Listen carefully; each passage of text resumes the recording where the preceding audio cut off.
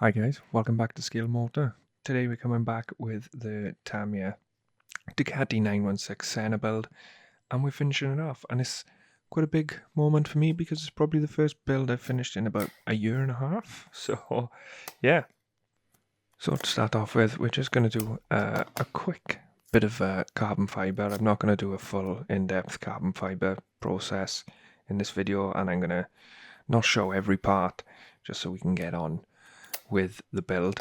We're just making a template first, and I like to do this with a little bit of masking tape.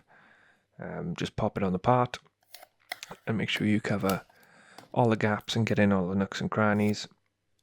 It's super simple making a mask for this sort of stuff, unless you start going into the kind of multi-piece masks, but again, that's not really that hard. I will do a full carbon fiber video at some point, potentially on my next build. I haven't decided what I'm building yet, so that's going to be fun. But yeah, we'll cut around the edge, peel it off, and then we'll stick it onto a piece of Scale Motorsport carbon fiber, and then we're just going to cut around the mask we made. Then we just need to carefully peel it off. I like to use a blade just to get under the edge and then peel the rest of the way.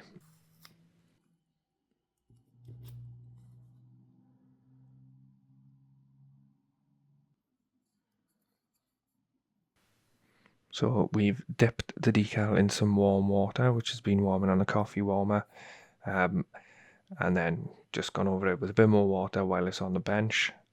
We've wet the part, and then we're going to slide the decal off onto the part. Once that's done, we'll try and brush out any of the big creases, and then hit it with a bit of decal solution, decal solution. In this case, we're going with UMP Strong, and then we're going to use a little bit of heat as well, just to kind of seat that decal. And then once that's drying, we're going to get some more parts off the sprue, making sure to throw some into oblivion.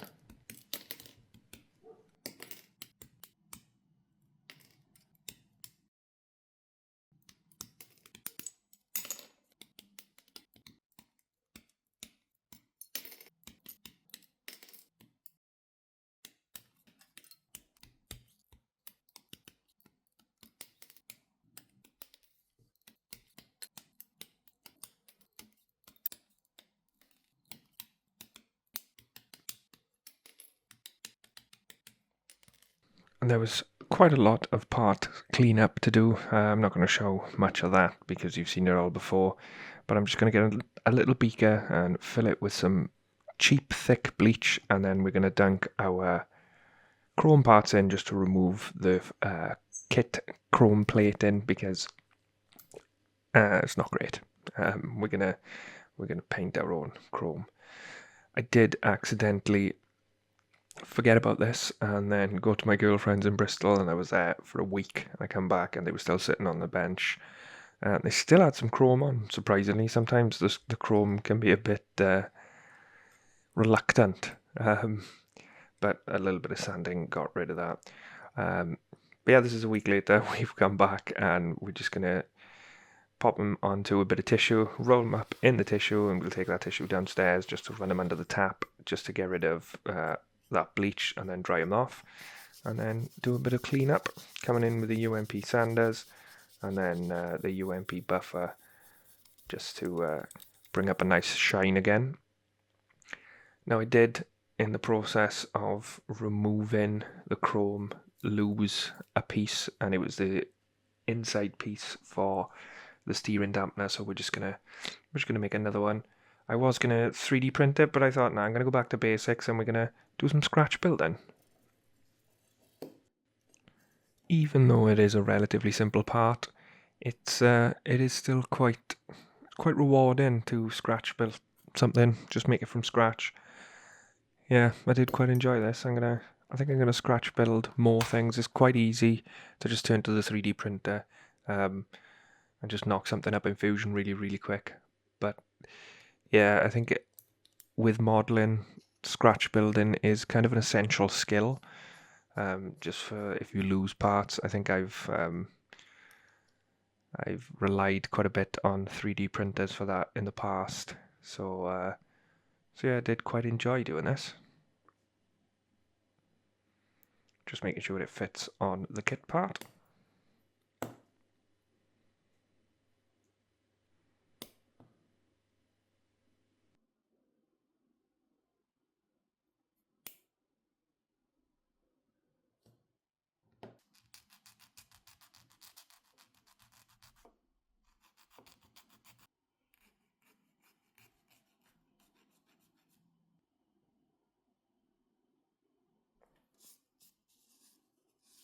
Through various snips, sanding and filing, we've got it to the rough shape we want. We're just going to round the edges and then give it a nice clean up with the UMP buffer.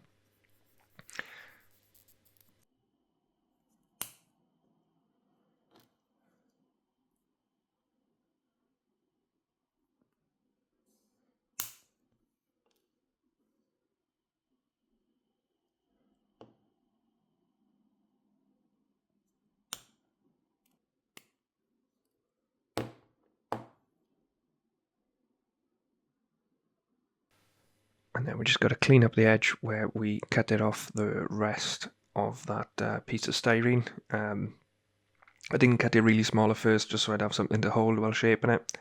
And now we're just drilling the hole for the Albion Alloys slide fit tubing.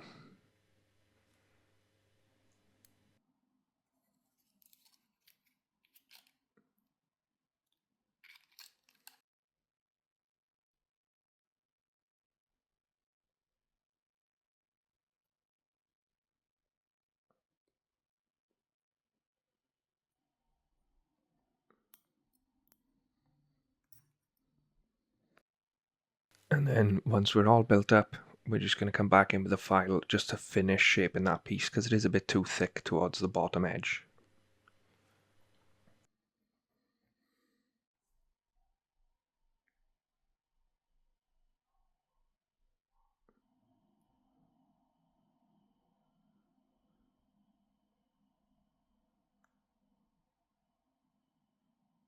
And then before we commit to painting, we're just going to make sure everything fits as it should.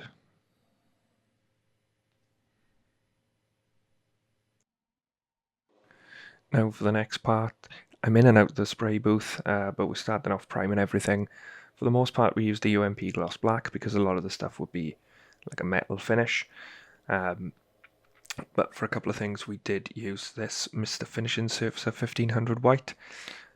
There's mainly things that needed to be white, and there was the battery, and I think it was just the battery and the reservoirs for the bar, for the clutch, and the brake fluid.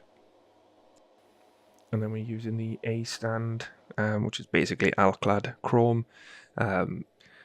Pressure's right down on the airbrush, about between 5 and 8 psi maybe, and then we're just going to slowly build up the chrome until we get a nice reflective finish.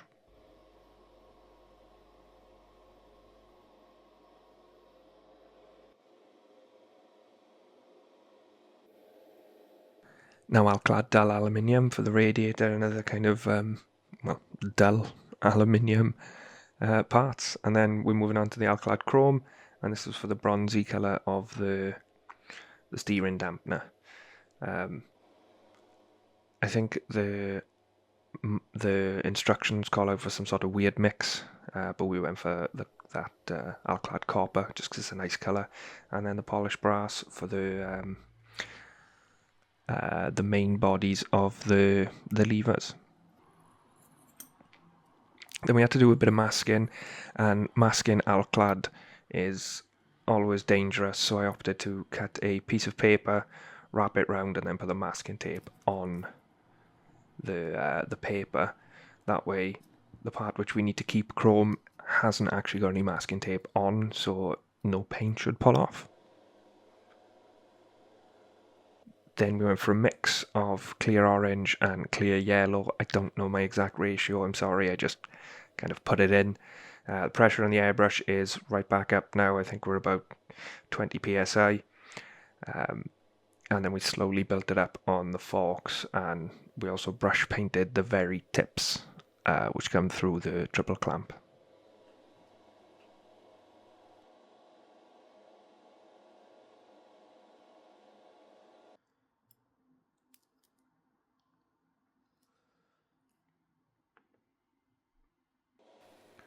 Back in the booth with Tamiya bronze. All these are all the metal colors. When I'm using the Tamiya metal colors, I'm thinning with rapid thinner. The same with this, titanium gold. Sorry, this was for a couple of frame parts. The bronze was for the bottoms of the forks. But yeah, rapid thinner with metallics seems to work a lot better. You get a nicer finish. And then we used some AK true colors or real colors, I can't remember, for the foam around the clocks, and then back to Alclad then, after masking the forks even further, just to paint the calipers.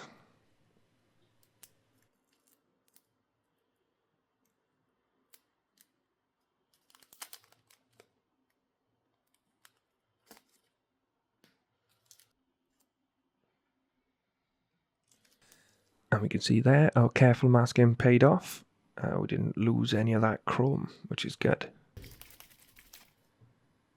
Now for washes and panel lining, I did use this Ammo wash for most of the metal things, and then dabbed most of it off just to give it a kind of modulated color, so it wasn't just like a solid metal color. And then for a couple of the things, like the radiator, I did come back in with the Tamiya panel liner just to give a more stark panel line in the recessed areas. And then it was time for brush painting. I've done quite a bit of brush painting. I do quite like brush painting. It is quite therapeutic. Mostly using Vallejos because they seem to brush paint quite nice. Yeah, this is Vallejo Silver, that was Vallejo Black. And you can see my concentration face. I think I was brush painting for about 3 hours in total, but I did really, really enjoy it. After this, we needed to add some decals, and I remembered I had some decals which were in a Ducati 888 box. Ducati 888, where are you?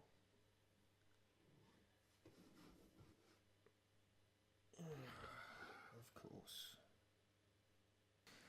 So after struggling to get that box out, we did get the box out, and these were the decals in there. These are from GB Models. They're really, really good decals. It's for various different kits, and it's mostly decals for the handlebar controls. I didn't get any good video of me putting those decals on because they are so tiny and it is so hard, and I had to get so close. But there are photos at the end showing those decals. They're excellent. I will leave a link down in the description. It's not a sponsor or anything. I just I just think they're really, really good decals to have to hand.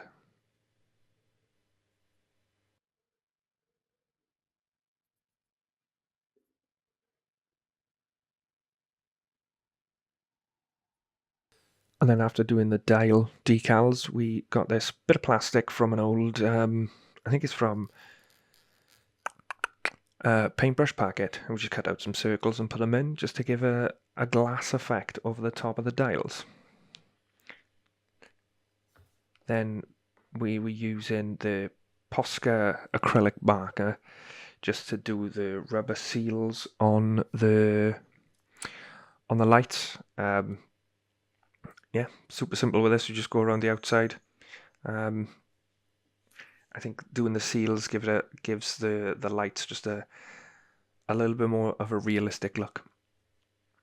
And this decal came with the blue stuff set, and it is much easier than painting. And this, I hated every second of it. It's a metal mesh for the holes on the fair ends, and this pair of scissors was the only thing I had to cut it. This was an expensive pair of scissors.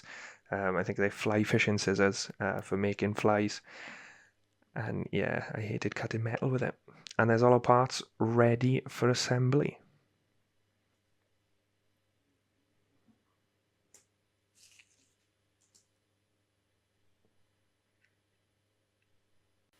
Assembly was pretty straightforward. I just followed the instructions, really. I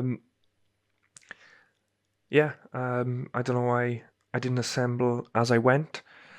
I think it was because this last part of the video, there was a lot left to do. And then when I sat down to start the last kind of batch, I didn't realize how close I was to finishing. So I opted to just kind of get everything done, get it all painted, get it all detailed, decaled, whatever, and then assemble it all at the end. And it was quite fun. I think I might do that more often from now on. Just any parts which don't need kind of like fill in or which don't need to be assembled in order for us to carry on with the build. I don't think I will.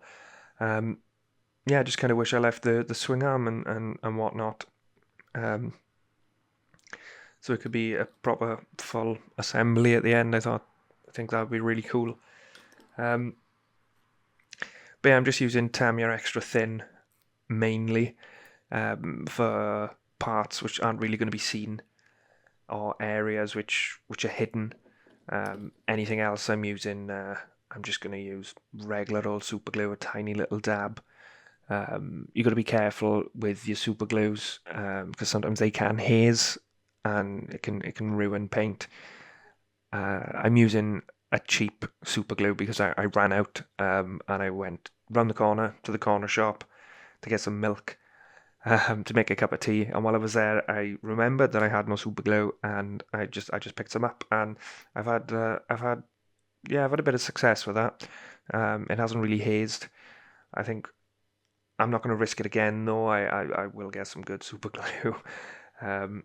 It's just because I haven't built properly in a while. The super glues I have had have seemed to kind of go off, and one or two of them I can't even open because they've glued themselves together.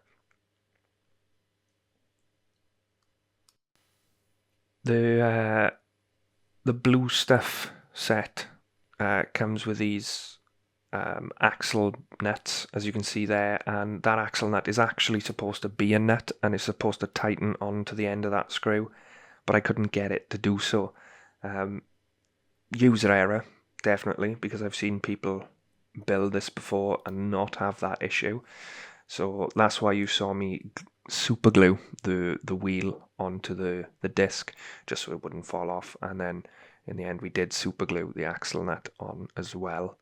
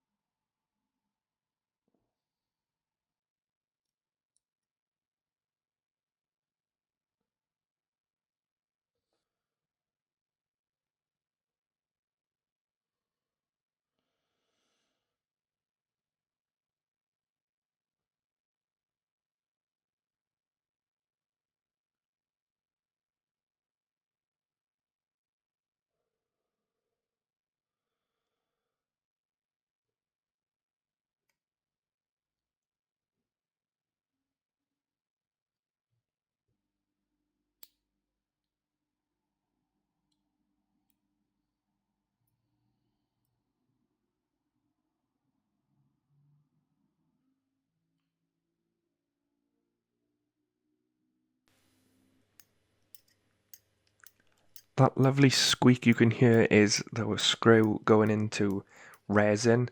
There were two resin spacers for the wheels, which came with the blue stuff set. The blue stuff like trans kit or detail set for the Senna build is really good. The discs, I absolutely love the discs. As if you follow my social media, you probably know, because I've posted about 436 photos of the discs. yeah, I think the discs come out really, really well.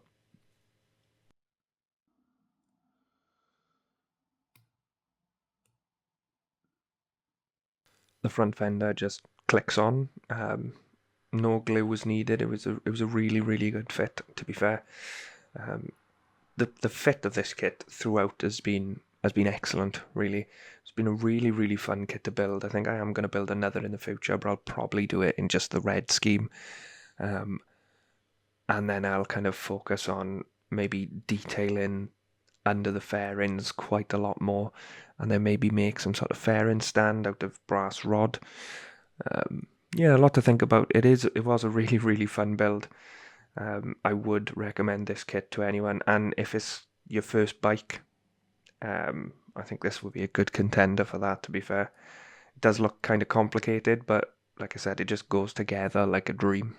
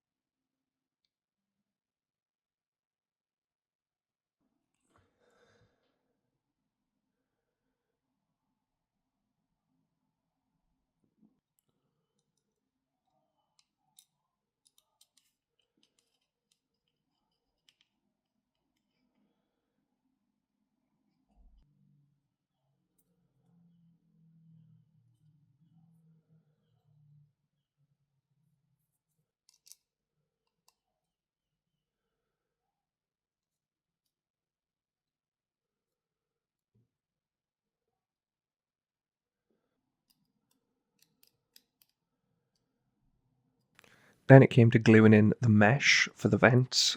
Yep, I know that one is on the wrong side.